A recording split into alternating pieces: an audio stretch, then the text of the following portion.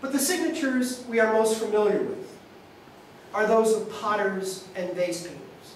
And it needs emphasizing that such signatures begin not very long after the Greeks learned how to write. On this sherd from Pithecusa, or Ischia, island off the Bay of Naples, dated to around 700, there is a silly-looking sphinx and the fragmentary line, ... so-and-so, whose name ended in I-N-O-S, made me.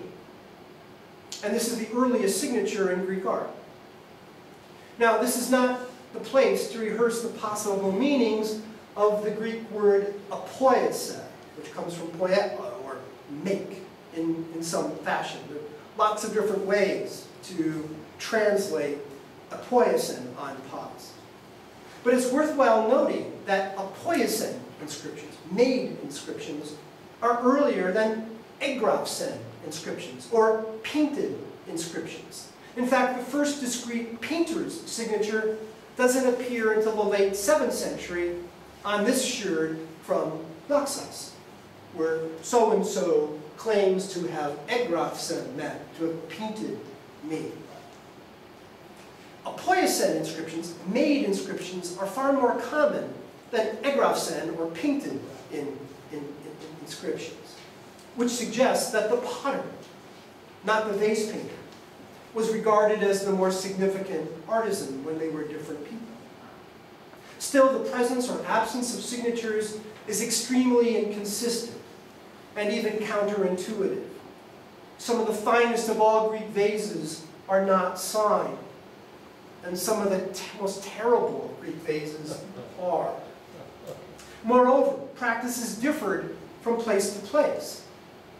The Corinthians, for example, despised those who worked with their hands less than anyone else, according to Herodotus. Yet we know of only 3 Corinthian vase painters who signed their names. And the brilliant Chigi painter, the author of the finest of all Corinthian vases, is not one of them. Practices not only differed from place to place, they differed from time to time. Some potters and painters, like ... Enos or Aristonathos, signed their vases long before Athenian potters and vase painters did. But Athenians, beginning with the artist Sophocles around 575, would sign their vases far more often than anyone else. In fact, in the late 6th and in the 5th centuries, Athenians are the only Greek potters and vase painters to sign their vases. Interestingly, Athenians sometimes sign more than once on the same work. Kritios, for example, signed the Francois vase for himself as well as for his partner, the potter Ergotimus, and to make sure everyone knew who did what, each signature, Kritios egraphen me, Ergotimus apoiesen me, each signature appears twice on this vase.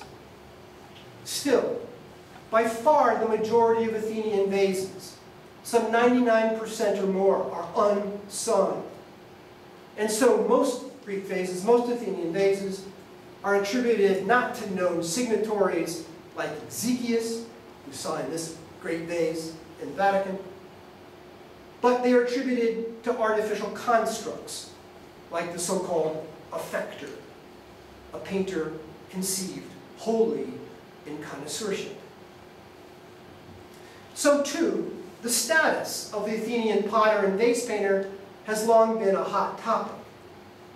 There are some who were apparently of foreign origin, such as the mid-6th century black figure vase painter who not only signed his name Holidos, the Lydian, but who also could spell Greek very well, signing the vase on your right, Holidos Egrorsen, forgetting some crucial letters from an egraphen inscription. And there are some who either were or who had been slaves, such as the author of this plate, Epictetus, whose name means newly acquired. Or another Lidos, who signs a vase, Lidos egraphen Hodulos, Lydius painted me, the slave. And yet, there are scenes on a number of Athenian vases that show potters and vase painters like Smikros in a self-portrait, hobnobbing with aristocrats and courtesans at lavish symposium, as you see here. There are vases like this one in the Getty, where the vase painter Euphronius is trying to seduce the beautiful young aristocrat Leagros in the gymnasium. One vase painter, Phintius, paints another vase painter, Euthymides, taking music lessons, while above, on the shoulder of the vase, Katobos playing courtesans call out, "This one's for you, beautiful Euthymides." Katobos is where you would drink and you'd let the dregs gather at the bottom of your cup, and then you'd swing the cup around your finger and then let the dregs go to hit a target, a lizard on crawling up a wall or something, which explains why there's so many broken cups that we come upon, I suppose. Well, the consensus is that vases like these, scenes like these, where vase painters hobnob with the elite, that these scenes are not to be taken seriously.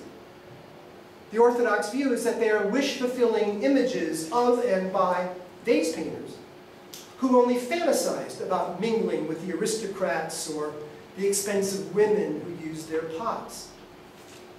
Still, we know that a few Athenian potters and painters became wealthy enough to dedicate very costly offerings on the Acropolis.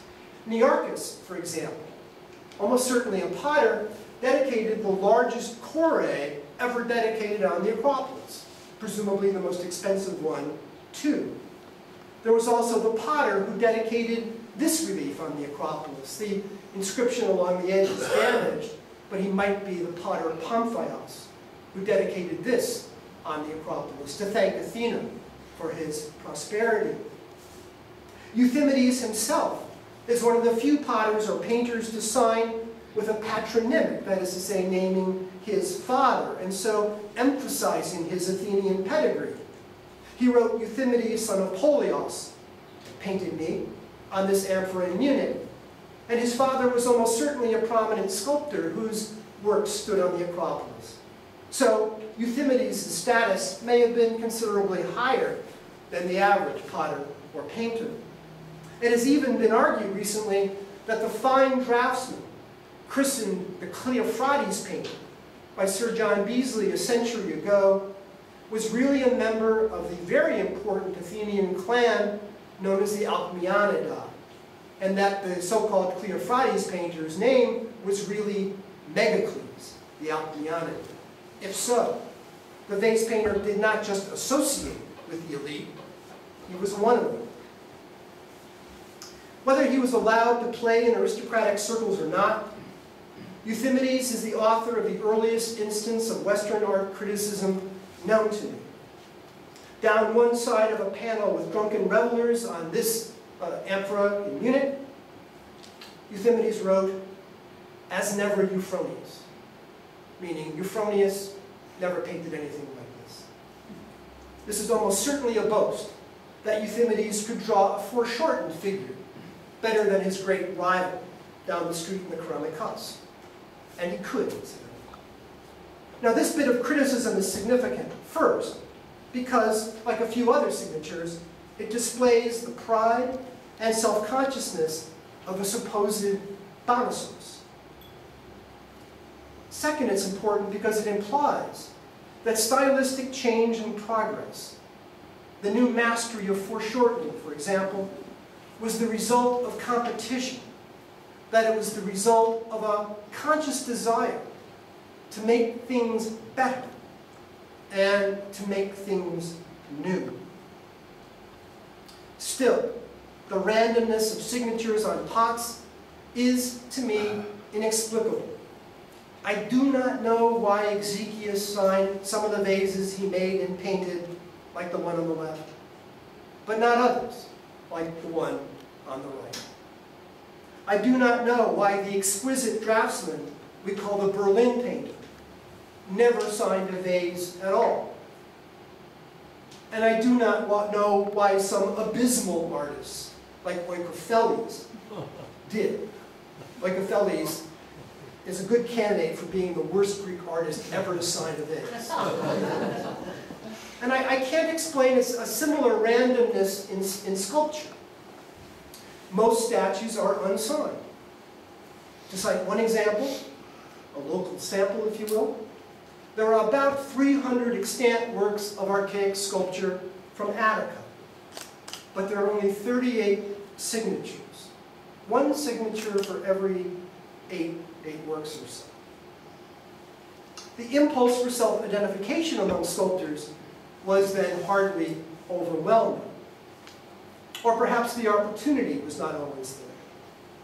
Or perhaps the presence or absence of a signature on a work had more to do with the instructions of the client than the ego of the artist. But beginning with the Naxian Euthykartides, and continuing with such sculptors as the Argive Palamedes, who made Cleobis and Baitai at Delphi, many Greek sculptors do sign their works, or have someone else inscribe their names for them, either on the statues themselves, or on their plinths, or on their bases. And the signature must often be a declaration not only of identity or authorship, but also of skill and pride, and even originality. On this inscribed base, for example, in the National Museum, a base that is usually thought to have supported this Nike from Delos, the sculptor Akermos evidently compliments himself on his own Sophia, which in this context probably means technical skills or know-how. Clearly, Akermos did not suffer from a lack of self-esteem, and neither did the contemporary Athenian sculptor who at some point in his career appears to have immodestly taken the name Phidimos, which means brilliant, who on one inscribed base calls himself Sophos, wise, and who on this signed base declares the statue above to be, quote, wonderful to look at. A little later, on the north frieze of the Siphnian treasury at Delphi, a sculptor signed his name around the rim of a giant's shield, taking credit for the sculptors on this side of the treasury, the north side, and the back of the treasury, the east side of the treasury as well. Now, the name written around the edge of that shield is impossible to read, and that's because at some point, someone added additional strokes to the signature, masking the letters, intentionally masking the name of this artist. But he could be Aristion of Paros. Whoever he was stylistically far more progressive than the sculptor responsible for the other two sides of the treasury, the south and west side, where the sculpture, frankly, is a little boilerplate and dull. And so the artist's signature on the giant's shield on the north side might have been a self-conscious assertion of his skill, distinguishing himself from his more conservative colleague, and we might guess rival. We can only wonder whether the obliteration of his name was the result of professional jealousy or punishment for artistic hubris. At any rate, on the bottom of this Boeotian stele in the National Museum, an itinerant Cycladic sculptor makes sure we're impressed by a foreshortened foot. Oxenor of Naxos made me. Take a look at that, will you? The name of the deceased isn't even there. At least it's not preserved. Somewhere inside the Parthenon, this is what the Parthenon's interior looked like once upon a time. Somewhere inside the Parthenon, according to Plutarch, a stele stood declaring that the chryselephantine statue of Athena Parthenos was the work of Phidias. And at Olympia, the words Phidias, son of Charmides, Athenian, made me, were written beneath the feet of the statue of Zeus, a wonder of the ancient world. No mere Bonosos, he, this friend of Pericles, and Anaxagoras, this greatest sculptor of gods. Now, I think that the status of the Greek artist probably changed over time, and that the sculptors' and panel painters' prestige was especially high in the late classical and Hellenistic periods, and that Greek attitudes toward artists were probably ambivalent at all times. So let us take a moment to dispense with these famously derogatory opinions of Plutarch and Lucian. If Plutarch and Lucian insist that men might admire the works of Polyclitus or Phidias, but would not, had they any sense, want to be Polyclitus or Phidias, so what? Lucian is a satirist, and he belittles just about every occupation in addition to that of the sculptor. And even if the hoity-toity Plutarch were right about the gifted young men of his day, I bet quite a few of them would not have minded being as rich as some Athenian sculptors like Praxiteles. Besides, how many aristocratic young Florentines wanted to be Michelangelo? But back to sculptors' signatures. They differ greatly in location and size when they occur at all. On the base of the fine Frasoclea Quarry, for example, the poignant epitaph mourning the loss of a girl before she could marry is inscribed on the front, while the signature of the sculptor, Aristion Paros, is found less conspicuously on the side. The font size of Paeonius of Mendes' signature on the base of his dramatic Nike at Olympia is half that of the dedication by the Messenians and Naupactians a centimeter or two above. And on the base of a lost pair of portraits dedicated to Demeter and Cori in the Agora, the renowned Praxiteles, signed with letters that are minuscule compared to the heading, the dedication to the goddesses, and the 5 lines of information about the woman whose portrait he made. At least one scholar believes that the tiny size of Praxiteles' signature means that the artist was considered insignificant. But why then include his name at all? Besides, many signatures are conspicuously displayed on statues or bases. The signature of the Samian sculptor Ganelius, for example, written on the mantle of a woman in his multi-figured group on Samos, is in a more prominent spot than the label of the woman Philaea herself. Many signatures are virtually the same size as the adjacent dedication.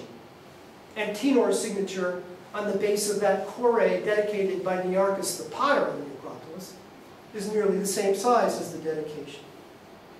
Pyrrhos' signature on the base of the statue of Athena Hygiea, dedicated by the Athenian Demos just inside the Propylaea, is the same size as the dedication. At least one signature is considerably larger than the accompanying epitaph, that of Philaeros on the statue base of Leonax. His signature really takes precedence over the epitaph itself. As for Paeonius and the relatively small size of his relatively long signature at Olympia, it is still pretty conspicuous on the front of the base.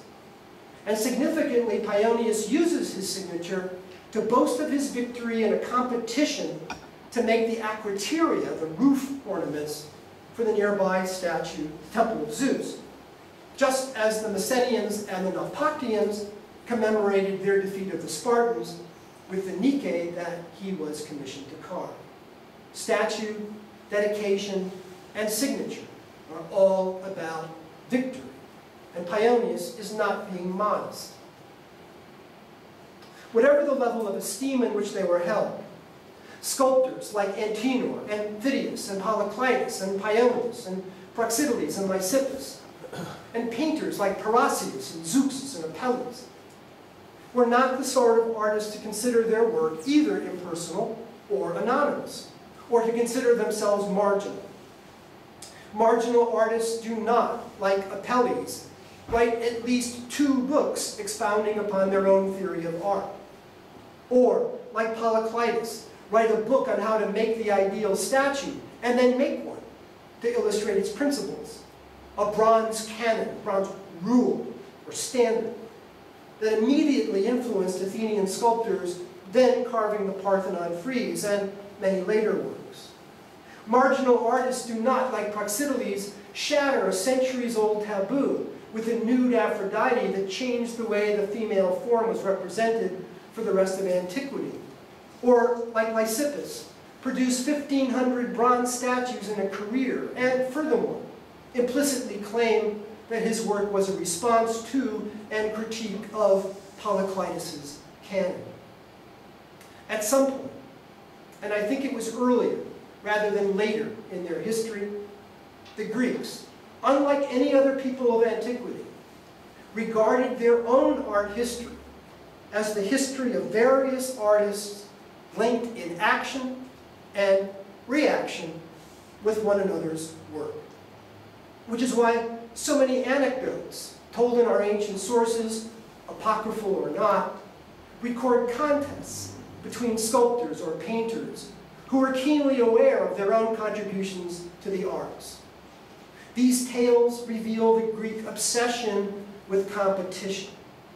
And it was this agonistic spirit among artisans, noticed as early as Hesiod, who notes that potter is angry with potter and craftsman is angry with craftsman in his works and days. An agonistic spirit that must have been a major engine of artistic change and stylistic evolution and originality throughout the history of Greek art.